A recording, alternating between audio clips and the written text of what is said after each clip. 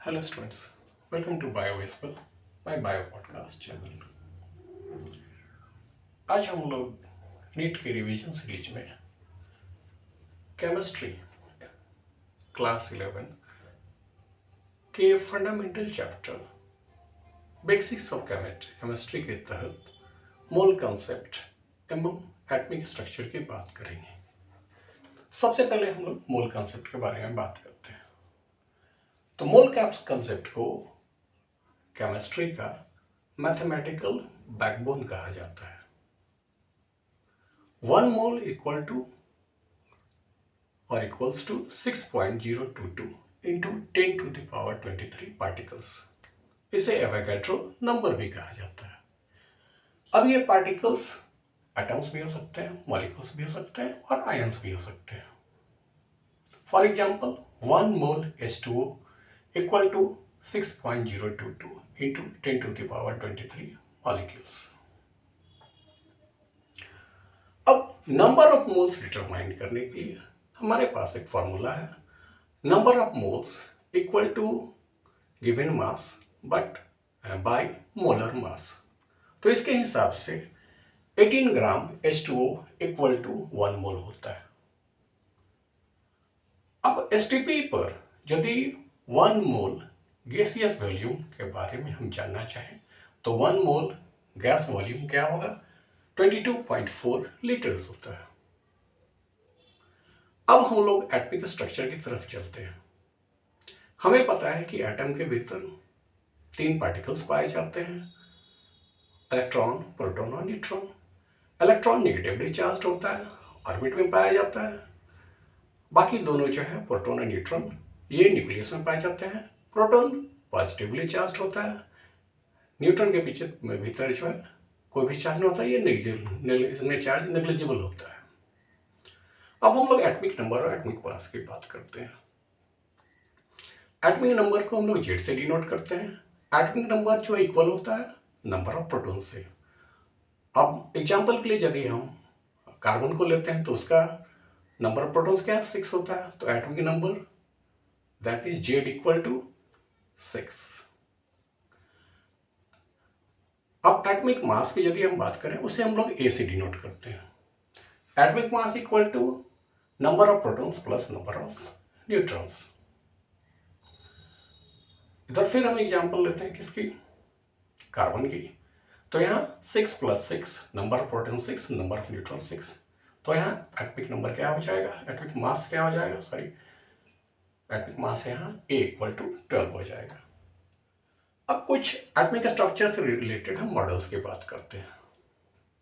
सबसे पहले हम लोग जे थॉमसन के मॉडल की बात करते हैं। उन्होंने बताया कि एटॉमिक की स्फीयर जो होता है पॉजिटिवली चार्ज होता है और इसके भीतर इलेक्ट्रॉन्स इम्बेडेड होते हैं, फंसे होते हैं। दूसरा रदरफोर्ड मॉडल है।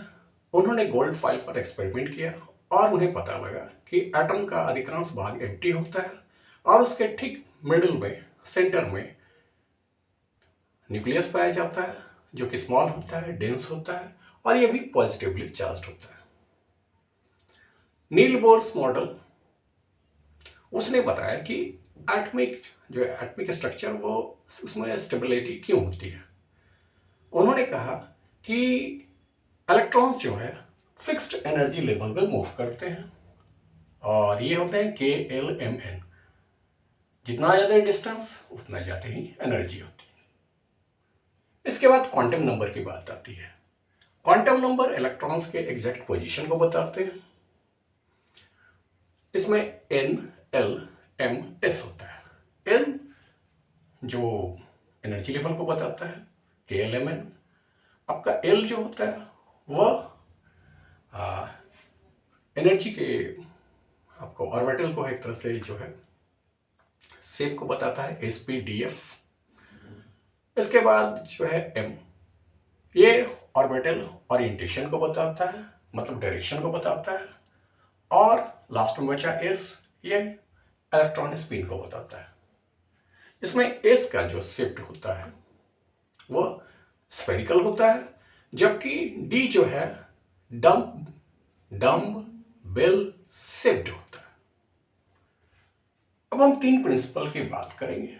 क्या रूल की बात करेंगे? एक अबो प्रिंसिपल से स्टार्ट करते हैं, उसके बाद पॉल्स एक्सक्लूजन प्रिंसिपल, उसके बाद हुंड्स रूल की बात करेंगे।